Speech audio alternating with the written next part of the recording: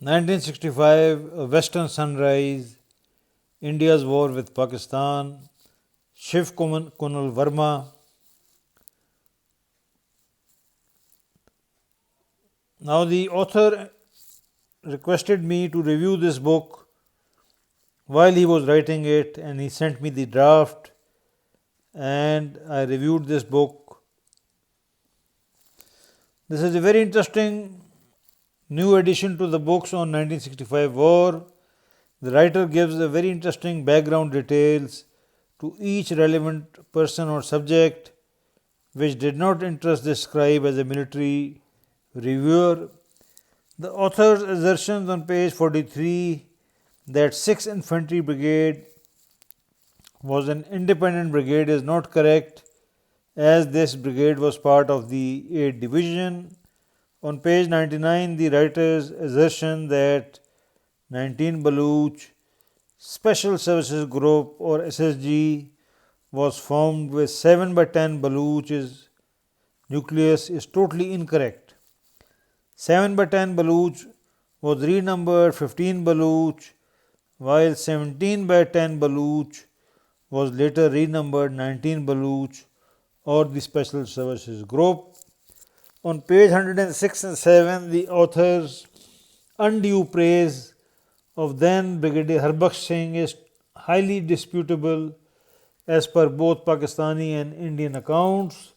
The Pakistani official history published in 1970 thus stated that on reaching Teetwal, which was defended by a weak infantry company, Brigadier Harbaksh Singh ordered a 2-day halt and thus lost a golden chance to change history and possibly threaten Muzaffarabad. In these 2 days, Pakistan Army reinforced Teetwal with a brigade. Colonel Achyutan Singh of Indian Army, in a recent article published in Indian Defence Review, analysed in detail Harbaksh Singh's incompetent sighting of Indian defences of the Chunj position, as a result of which the Indian Army lost the key Chunj Ridge and was pushed on a defensive at Teetwal and driven out of the Pir Sahaba Ridge. Indian 163 Brigade attack on Teetwal, when Indians missed the chance to change history by fatally halting at Teetwal as per the Pakistani Army official history. This map depicts Harbaksh Singh's blunder. As you can see, 163 Brigade attacked in face of no opposition from Handwada to Kopawad, crossed the Nastachun Pass and reached Teetwal, where Harbaksh Singh ordered a 2-day halt, because of which Indians lost a golden chance to attack Muzaffarabad from the northeast. The author's assertion on page 123 that Brigadier Masters was spotted by an aircraft and artillery fire ordered is disputable. Pakistani accounts state that his O group was spotted by a fighting patrol of 1st Punjab, and the 4 Corps Artillery Brigade carried out a massive brigade level artillery concentration. As you can see, this is Captain Kiani of the 1st Punjab leading a patrol who spotted Brigadier Masters, and this is how the artillery bombardment was ordered. This was no ordinary affair, as Brigadier Masters' liquidation by artillery fire was carried out by 60 Pakistani artillery guns, as you can see. Now, 1st Punjab Infiltration Patrol and Brigadier Amjad Ali Khan Chaudhary's killer guns inflict most serious fatal loss to Indian Army, killing Brigadier B.F. Masters, holding orders group on India's Independence Day, and disrupts 191 Brigade 16 days before Grand Slam was launched. As you can see, the 4 Corps Artillery was commanded by Pakistan's best gunner, Brigadier Amjad Ali Chaudhary. The author's assertion on page 126 about 16 by 10 Baluch, in which later General Bakshi was commissioned, are inaccurate and fallacious. The battalion was never allotted to Pakistan Army because it was disbanded in March 1946. The authors claim on page 127 about Indian 163 Brigade advancing towards Muzaffarabad are totally misinformed, false, and exaggerated. The author thus stated, quote, the brigade was poised to advance towards Muzaffarabad, which was a mere 30 km away, when operations were halted by Army headquarters following the United Nations resolution, unquote.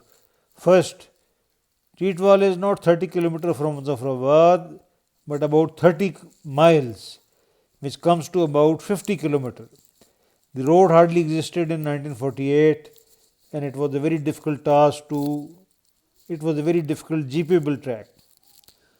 Second, on 31st December 1948, when ceasefire was about to take place, the area of Titwal had snow and advance was very difficult. Third, Indian Army had no plan to advance from Titwal, as is clearly proven by Indian official accounts in December 1948.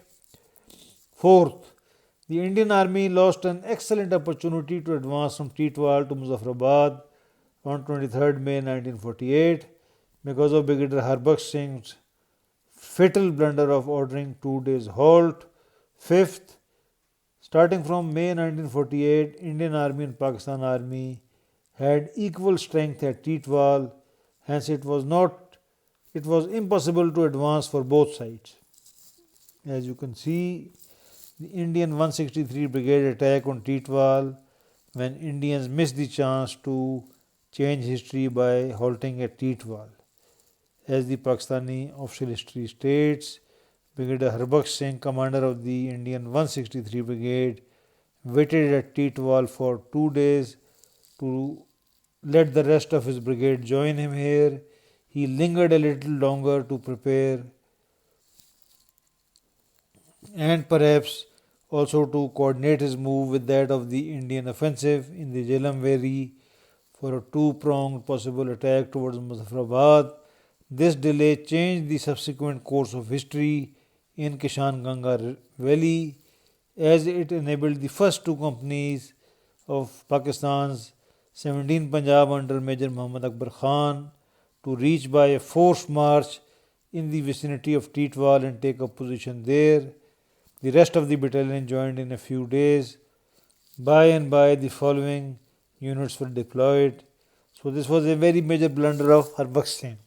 As you can see, the advice to military historians, both India and Pakistan, is not to make such wild assertions. On page 152, the author makes a totally ludicrous and false claim that the main gun range of Indian AMX-13 was 500 yards. One of the most reputed books in world states the following about AMX-13's armament. The gun adapted for AMX-13 was the Canon D75 SA MLE-50. This French design, employing a shortened version of the barrel of the wartime German 75mm L70 gun with a new chamber and breech. Now the bottom line is that this weapon was perfected, and the CN 75-50 gun was designed to fit the M4 Sherman. This option was taken. So this gun had, they could fire, at 1100 meters, it could hit the armor and penetrate 175mm of armor at 1000 meters. So this whole claim of the author regarding the range of AMX-13 being 500 yards is absolutely false. Even Indian Armored Corps historian admitted that AMX-13 tanks in Cham could engage Pakistani pattern tanks at battle ranges. What the author missed in Cham was Pakistan Army was dumbly led as far as 12th Division armor was concerned. A dumb armor plan was thrust on my regiment 11 Cavalry, whose armor was divided into two parts rather than concentrated as a punch. This dumb employment of 11 cavalry by headquarters 12 division led to heavy losses, and 11 cavalry lost 19, including a major.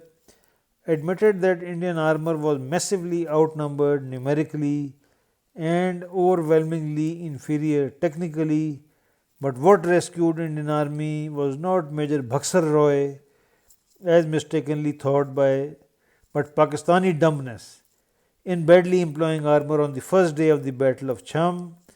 The $1 billion question is, where was Bhaksar Roy's marvelous tactical skills when 11 Cavalry's Major Raja Iqbal reached Cham about 0830 hours on 1st September 1965 morning without encountering anything? Ironically, there was no second day of battle for Major General Akhtar Hussain Malik, who was removed from the command of Operation Grand Slam.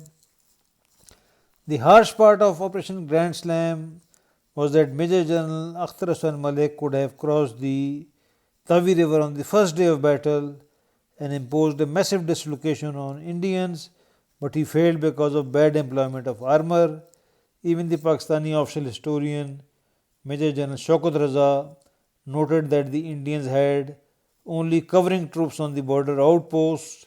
However, here petty personal rivalry and jealousy overwhelmed Shaukat Raza, who was intensely professionally jealous of his brother artillery officer Brigadier Amjad Ali Chaudhry. So Shaukat Raza blamed poor artillery fire plan for failure of Operation Grand Slam on 1st September 1965 instead of the most incompetent and inept handling of tanks by Headquarters 12 Division. The Shaukat stated, the distribution of our artillery fire enabled them to delay our crossing of Munawwar Tawi on 1st September 1965. Also, it was politically inconvenient to criticize Akhtar Hussain Malik, regarded as an icon. So, Shaukat found an excellently convenient scapegoat in Brigadier Amjad Ali Khan Chaudhry. Later, Lieutenant General Mahmood unjustly scapegoated Brigadier Azmat Hayat Malik for the failure of Operation Grand Slam on 2nd September 1965, whereas the greatest failure of Operation Grand Slam, not being able to cross Tawi, had already occurred on 1st September 1965. 11 Cavalry's regimental historian Colonel Sardar Yahya Afindi, whose history titled Punjab Cavalry is full of major factual and analytical mistakes, instead of having the intellectual honesty of analyzing 12 Division Headquarters failures in handling armor, instead snidely blames Lieutenant Colonel Aziz of 11 Cavalry for 1st September failures because he was an outsider and had joined 11 Cavalry on posting from 19 Lancers. Affindi's snide remarks include stating that Mian Raza Shah was sent on his death ride and that Lieutenant Colonel Aziz was a suspicious man. His book's caliber can be gauged from the fact that he fallaciously claimed that 11 Cavalry fought World War II with only Punjabi Muslim and Sikh squadron, whereas a third Hindustani Muslim Rangad squadron was raised in 1942 to replace a Dogra squadron given to Central India Horse, to replace Sikh squadron that had rebelled at Bombay. My father recollected Saldar Shabir. My father recollected Mr. Shabir, father of Major Kamar Javed Shabir, from our village in Lalpur since 1898, especially visiting his father at Delhi, where he was an assistant secretary in the Ministry of Defence, to pursue the raising of Rangad Hindustani squadron about 1941-42. This is my grandfather's photograph on retirement from the Ministry of Defence, and Milroy Hayes, the British Additional Secretary, is sitting next to him, as you can see. Effendi also inserted a painting of an allegedly Punjabi Muslim of 1st Punjab Cavalry, whereas 1st Punjab Cavalry never had Punjabi Muslims as per all records, an army list, etc., from its raising in 1949 till merger with 3rd Punjab Cavalry, which had a single Punjabi Muslim troop. In 1921, Afendi failed to admit that Lieutenant Colonel commanding a tank regiment in the slavish Indo-Pak armies in an infantry division was heavily wet nursed by his divisional commander and infantry brigade commander and had little say in planning. Headquarters 12 division officers had no clue about employment of armour, and in the shoddy Pakistan army style, 2 tank regiments were placed under command of this division, who had the vaguest idea of what to do with them in actual war. Thus 11 cavalry suffered higher fatal casualties in percentage as compared to all infantry units of 12 division in Operation Grand Slam. The author conveniently ignores massive Pakistani higher level incompetence like Commander 102 Brigade Zafar Ali Khan, who wasted the whole day in attacking Burjal despite the fact that he was told to bypass it. This was described by Brigadier Amjad Ali Khan Chaudhry in his book. As you can see, the author also ignores the fact that field of fire was extremely limited in Cham, and this helped the AMX-13, who had 6 main gun rounds in 2 magazines each, which could be fired in seconds. Further, M36B2 tank destroyer that Buxar encountered was a massively inferior tank. All this does not justify Pakistani higher command interference. Brigadier Zadeh Khan, in his book distributed in Pakistan Army to all officers about 1998-99, states that General Musa ordered change of command as he did not find conditions satisfactory when he visited 12 Division Tactical Headquarters on 2nd September 1965. Zadeh Khan described low caliber of tank regiment commanders on page 60 of his book, that both 13 Lancers CO Lieutenant Colonel Sher and Major Saeed Azhar failed to report that they were just 4 kilometers from Akhnur. The writer makes unacceptable chronological mistakes, like he incorrectly states that Pakistani 1st Armored Division offensive started on 9 September 1965 on page 304, whereas it started from 8 September 1965 morning. The writer blames the GOC of Pakistan's 1st Armored Division. However, I interviewed the leading tank squadron commander, then Major Sami, who presented an entirely different picture as below. As per Sami, his commanding officer, 24 Cavalry, Lieutenant Colonel Ali Imam, collapsed before the actual operations started during the orders group. Sami narrated that off and on he regained consciousness but was not operationally fit. Later on, after the war, a story was invented that he was shell-shocked during actual operations. Sami described 6 Lancers as demoralized while within Pakistani territory when their squadron commander Major Utra was drowned in canal once his tank overturned and fell inside the canal. This was at a time when the war had not started. Sami described commanding officer of Engineer Battalion Lieutenant Colonel Altaf and G2 Intelligence Feroz Alam as advisor of Major General Nasir as main advisors of the GUC, and of course knew nothing about employment of tanks.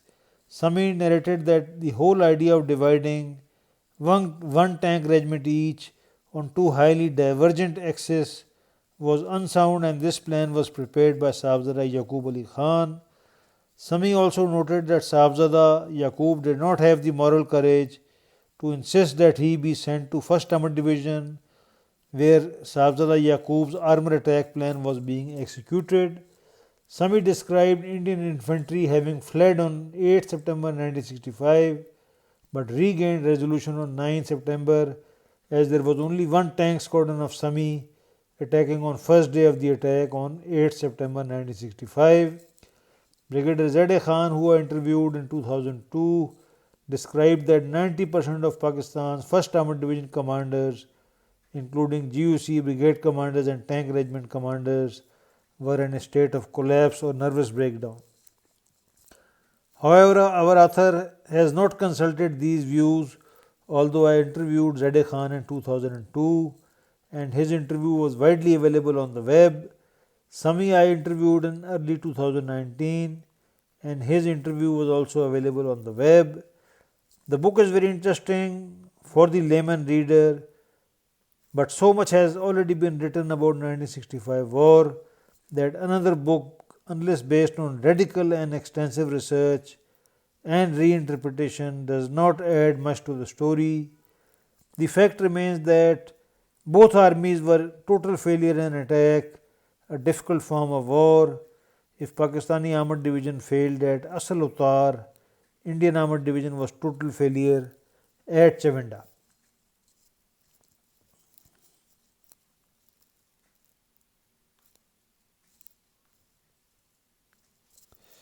Indians and Pakistanis, the entire subcontinent, could not win a single major battle with the British East India Company, barring Jallianwala, which was also a draw.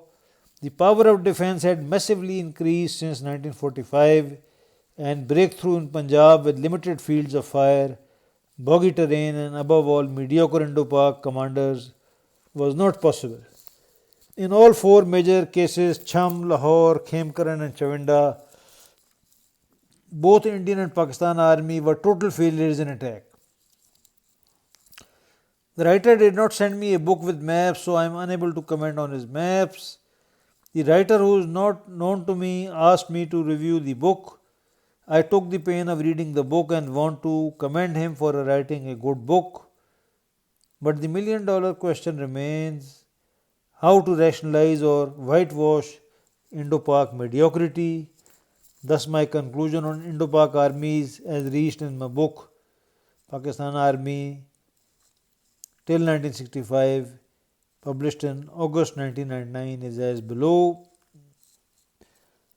The Pakistan Army in 1965 had the potential, keeping in view its equipment, particularly tanks and artillery, vis-a-vis the state of Indian army, Indian armour and artillery, to inflict a decisive defeat on India.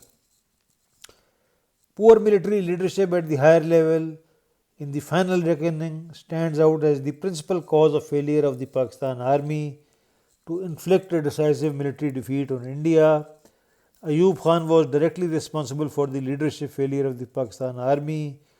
Conversely, it was superior equipment and in particular tanks and artillery, apart from BRB canal in the Ravi-Satluj corridor, which enabled Pakistan to contain the Indians despite their considerable numerical superiority in infantry. Valor, morale, motivation played a part, but we must remember that valor alone did not save the Poles from being overrun by the Russians and Germans repeatedly during the period late 18th century till 1939.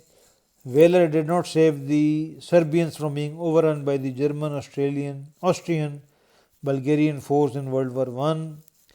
The tragedy of the Pakistan army was that it failed to achieve even 50% of what it was capable of achieving, and only because of qualitative reasons. The definite edge over equipment was lost in 1965, and in 1971 Pakistan was saved largely because of the fact that Indian superiority in infantry coupled with superior equipment was divided between eastern and western fronts. The year 1965 was crucial, and Providence gave an opportunity to Pakistan to achieve something militarily. The seeds of defeat were sowed long before partition, and the seal of mediocrity was laid once the Ayub Musa duo headed the army during the period 1951-65. The Indian army was handicapped because of an indifferent political leadership. Racially, both the armies were largely similar, and only fools can think that one was inherently braver than the other. Long ago, Hobbes had rightly said, quote, "Nature hath made men so equal in the faculties of the body and mind as though there be found one man sometimes manifestly stronger in body or quicker of mind than another, yet when all is reckoned together, the difference between man is not so considerable as that one man can thereupon claim to himself any benefit to which another may not pretend as well as he. Unquote. The Pakistanis failed to do as well as they potentially could in 1965, keeping in view the on ground tangible realities, because, in terms of intangible qualities, by virtue of a common historical experience, they were qualitatively mediocre as the Indians. They were as qualitatively mediocre as the Indians. My service in the Pakistan Army from 1981 to 1994 and an intense study of subcontinental military history has reinforced this conviction that I first developed as a student of the Foreman Christian College Lahore during the period 1977-78. The rest is fiction.